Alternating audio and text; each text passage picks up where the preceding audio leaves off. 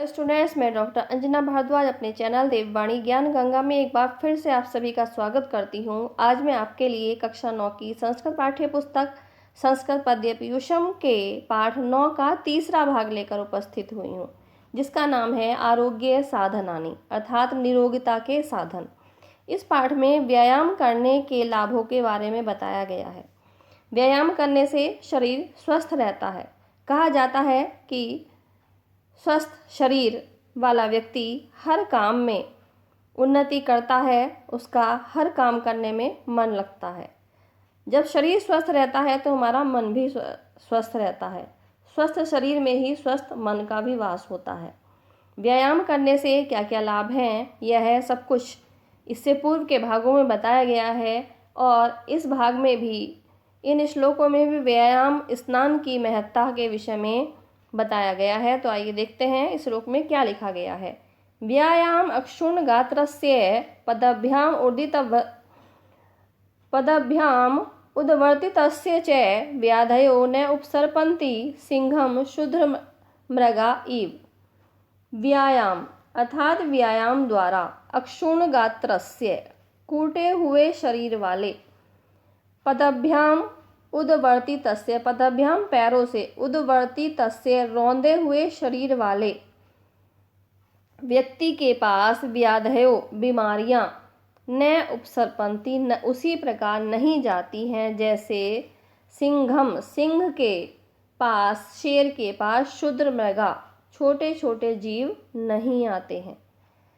व्यायाम अक्षुण गात्रम व्यायाम द्वारा कूटे हुए शरीर वाले व्यक्ति के पास, और पदभ्याम उद्वर्ती तस्य और पैरों से रौंदे हुए शरीर वाले व्यक्ति के पास अर्थात स्वस्थ शरीर वाले व्यक्ति के पास, जो व्यायाम के द्वारा अपने शरीर को स्वस्थ कर लेता है, उस व्यक्ति के पास व्याधियों बीमारियां न उपसर्पन्ति उसी प्रकार से नहीं आती हैं जिस प्रकार से छोटे छोटे जीव जो हैं वो सिंघम सिंह के पास नहीं आते। अर्थात व्यायाम करने से व्यक्ति का शरीर सिंह के समान बलिष्ठ हो जाता है, जिससे कि उसके पास बीमारियां भी आने से डरती हैं। अर्थात स्वस्थ व्यायाम करने से व्यक्ति स्वस्थ रहता है और स्वस्थ शरीर में कोई भी बीमारी का प्रवेश जल्दी से नहीं होता है। यही इस श्लोक में बताया गया है। 13वां श्लोक। वयो रूप गुणै हीनैरपि कुर्यात् सुदर्शनम व्यायामो ही सदा पथ्यो बलिनाम स्निग्ध भोजिनाम।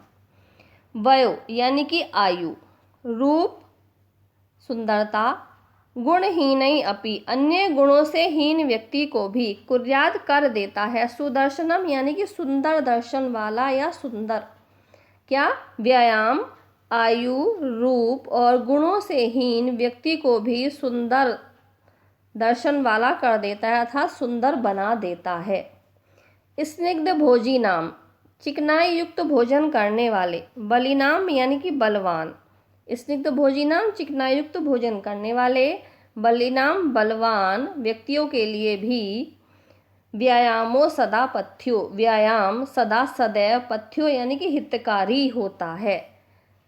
स्निग्ध भोजी नाम चिकनायुक्त भोजन करने वाले, बलिनाम बलशाली व्यक्तियों के लिए भी व्यायाम सदा सदैव ही पथ्यो यानी कि हितकारी होता है। अर्थात जो जरूरत से ज़्यादा चिकनायुक्त भोजन करते हैं उनके लिए तो व्यायाम और अधिक हितकारी होता है। से च शीते वसंते च तेषां पथ्यतम स्मृतः। च यानी कि और,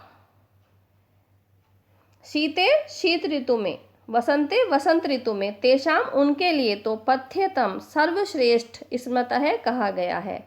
विशेषकर शीत ऋतु में और वसंत ऋतु में तो उन लोगों के लिए, किन लोगों के लिए, जो चिकनायुक्त भोजन करके बलवान हो जाते हैं, उनके लिए तो शीत ऋतु में और वसंत ऋतु में व्यायाम सबसे अधिक हितकारी बताया गया है। अगला श्लोक। पवित्रम वृश्यम आयुष्यम श्रमस्वेद मलापहम शरीर बल संधानम स्नानम ओजस्करम परम।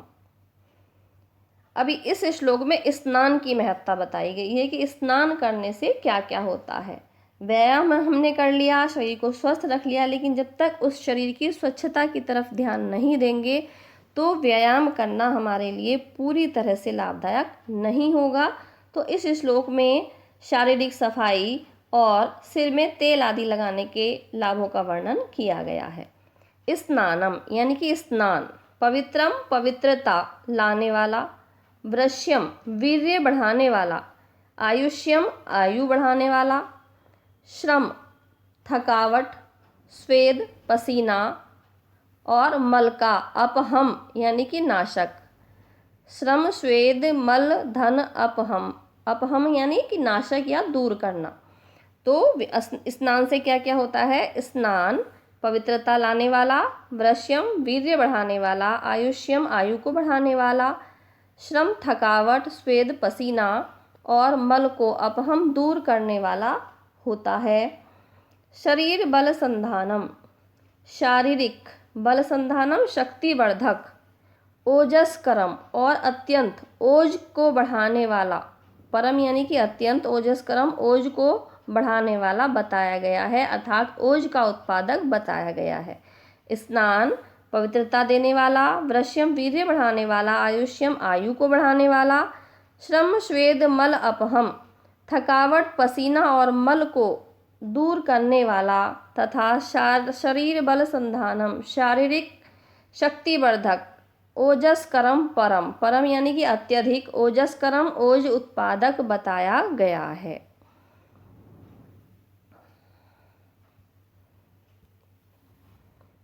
मेध्यम पवित्रम आयुष्यम लक्ष्मी कली नाशनम पादयोर्मल मार्गाणाम शोचाधानम अभीक्षणशः। मेध्यम यानी कि बुद्धि, पवित्रम पवित्रता, आयुष्य आयु, लक्ष्मी कली नाशनम, लक्ष्मी यानी दरिद्रता का, दरिद्रता रूपी कली नाशनम पाप को दूर करने वाला, पादयो मल मार्गाणाम, पादयो यानी दोनों पैरों, तथा मल मार्गाणाम मल जिन मार्गों से भीतरी मल को निकालने वाले मार्गों का, शोचानाम शोच आधानम बराबर, शोच यानी सफाई करते रहना, अभीक्षण यानी लगातार सफाई करना। किस किस की? पादयो दोनों पैरों की, मल मार्गाणाम शरीर के भीतरी मल को निकालने वाले मार्गों की, अभीक्षण है यानी कि लगातार बराबर, शोचाधानाम सफाई करते रहने से, मेध्यम बुद्धि, पवित्रम पवित्रता और आयुष्यम आयु बढ़ती है, लक्ष्मी कली नाशकम और इससे दरिद्रता रूपी पाप का भी नाश होता है। लक्ष्मी कहते हैं दरिद्रता को, और कली नाशकम दरिद्रता रूपी पाप का नाश, इससे दरिद्रता रूपी पाप का नाश होता है।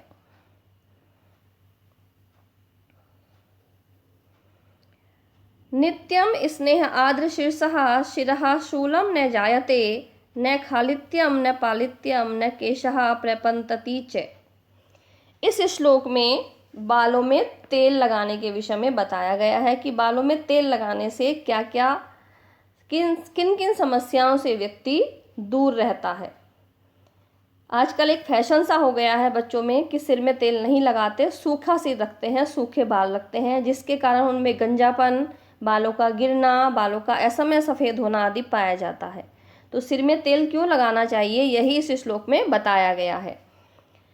नित्यम यानी कि सदैव, स्नेह आर्द्र शीर्षः तेल से भीगे सिर वाले, स्नेह तेल से आर्द्र भीगे शीर्षः सिर वाले व्यक्ति के, शिरः शूलम न जायते, शिरः सिर में, शूलम दर्द, न जायते नहीं होता है। नित्यम सदैव स्नेह आर्द्र शीर्षः तेल से भीगे सिर वाले व्यक्ति के, शिरः शूल न जायते सिर में दर्द नहीं होता है। न खालित्य, न सिर में खालित्यम यानी गंजापन होता है, न पालित्यम न उसके सिर के बाल पकते हैं, न केशा प्रपतंती च और न ही उसके केश यानी कि बाल प्रपतंती गिरते हैं। तो जो व्यक्ति तेल लगाता है उसे क्या क्या नहीं होता? सदैव स्नेह आर्द्र शीर्षः तेल से भीगे सिर वाले व्यक्ति के सिर में, शिरः शूलम न जायते सिर में कभी भी शूलम यानी कि दर्द नहीं होता है, न खालित्यम न उसमें गंजा बनाता है, न पालित्यम न ही उसके सिर के बाल पकते हैं अर्थात सफ़ेद होते हैं, न केशा प्रपतंती च और न ही उसके सिर के बाल गिरते हैं। तो स्टूडेंट्स इस वीडियो में केवल इतना ही। इससे आगे के भाग की वीडियो प्राप्त करने के लिए आप मेरे चैनल देववाणी ज्ञान गंगा को सब्सक्राइब करना न भूलें। धन्यवाद।